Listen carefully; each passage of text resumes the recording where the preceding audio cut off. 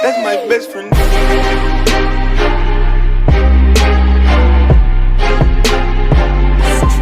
That's my best friend.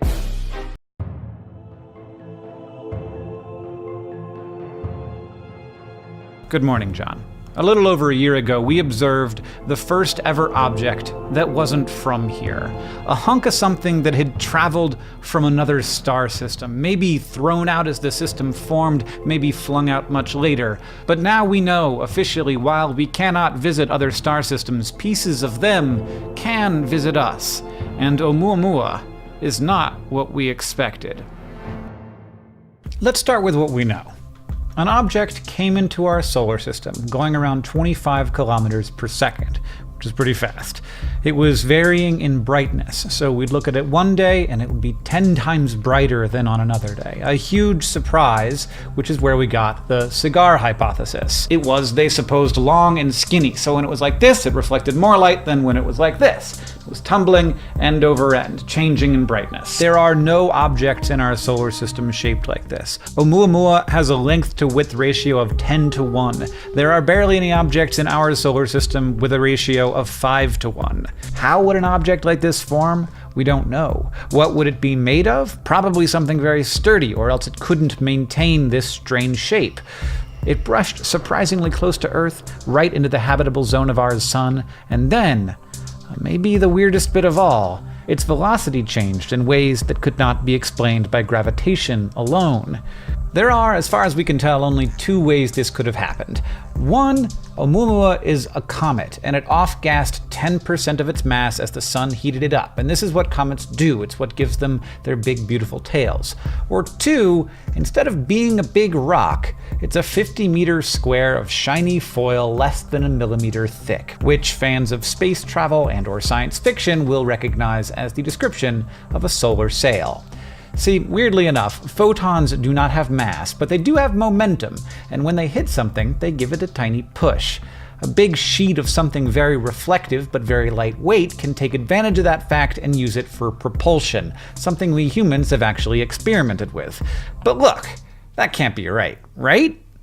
Obviously, a comet is a much more likely thing to have floating through interstellar space. But until we noticed the velocity change, we were pretty sure that Oumuamua wasn't a comet. For one thing, it was long and skinny, and that is a shape that is very difficult to have occur naturally at all, but even more difficult if it's not something that's rigid. And comets generally are fairly loosely held together balls of ice and dust. The idea is that would definitely break apart, especially as it approached a gravitational well like our sun. Now, it's certainly possible that the change in brightness isn't caused by its unique shape. It could be that it's just much darker on one side than the other, like Saturn's moon Iapetus. So maybe we've just learned that it isn't such a weird shape. Also, we didn't think it was a comet because there was no tail. As it off-gassed that theoretical 10% of its mass, we probably would have seen some of that mass. But maybe there are comet-like things from other solar systems that outgas differently from our comets. Different compounds, different sized dust particles that would make it more difficult for us to detect. And finally, scientists think the off-gassing would have changed the rotation of the object, which it appears to not have. Now, adding to the solar sail hypothesis, the Spitzer Space Telescope pointed at the place where Oumuamua was,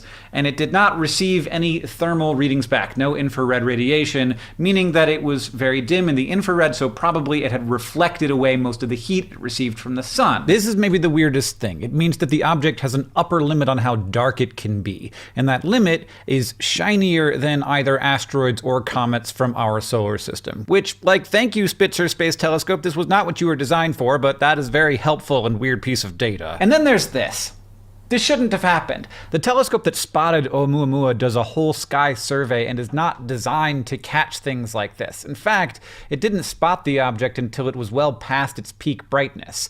The fact that the Pan-STARRS telescope caught an object like this in the first 10 years of operation means statistically that these events are probably very common. But according to our computer models of how solar systems form and how much stuff they throw out, it should not be common. And this discovery, if it's natural and common, means that we were off by orders of magnitude. And it's actually wonderful news that it did occur, because if it means it's more likely, then we will have more chances to study objects like this in the future. Because we definitely do not understand what this thing was. I don't know, maybe there's a natural way for a solar sail-like object to form in the galaxy. Who knows? In general, jumping from "this is confusing and weird and I don't understand it" to "it's aliens" has tended to be a bad way to answer questions in the past.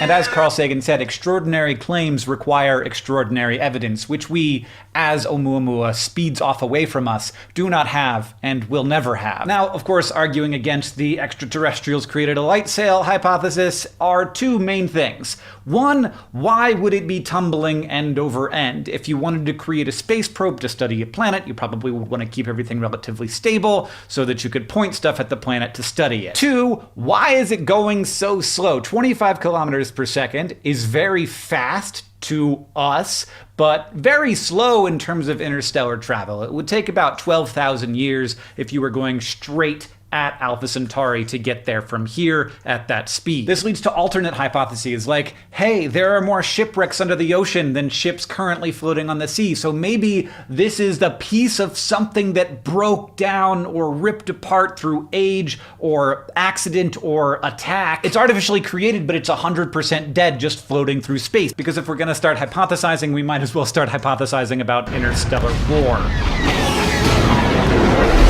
But unless this is an extremely uncommon occurrence, debris from an event like that would have to be way too common. Like, I would just be very sad if there was that much detritus floating around in the galaxy. A theory I haven't heard from anyone except my own brain is that maybe this thing is tumbling end over end and not going very fast because whoever sent it wanted us to see it. Maybe they thought if there was some group of intelligences significantly advanced, they could chase such an object down. Maybe it's nothing more than an interstellar greeting card, blinking off into the distance, unreceived.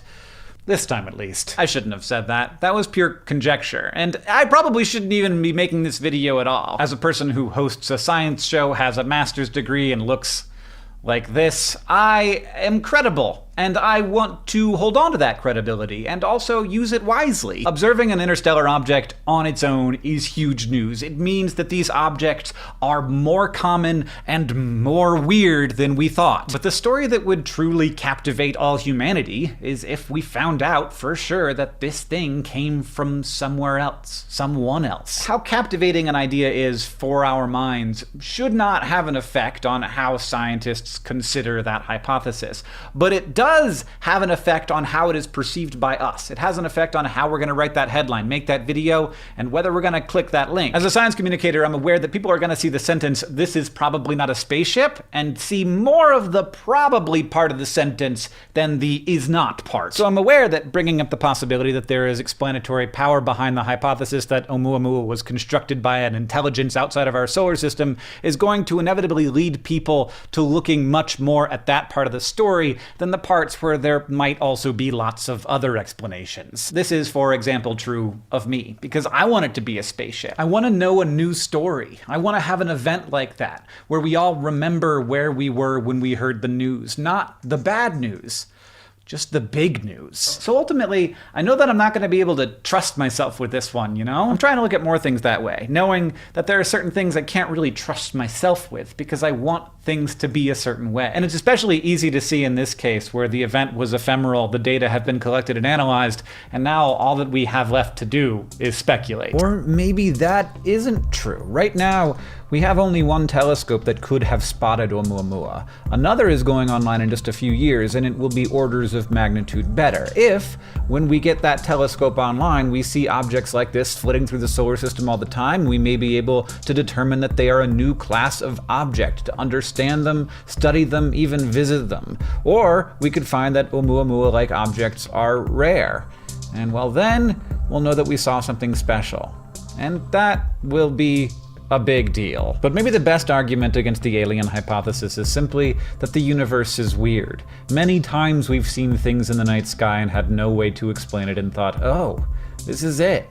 Now we find the others, and then science caught up to observation. This is an object unlike any we have ever encountered before. So maybe the fact that it's weird isn't actually that weird. John, I'll see you on Tuesday. I got that adrenaline momentum, not knowing when I'm ever gonna slow up and I'm ready to snap any moment.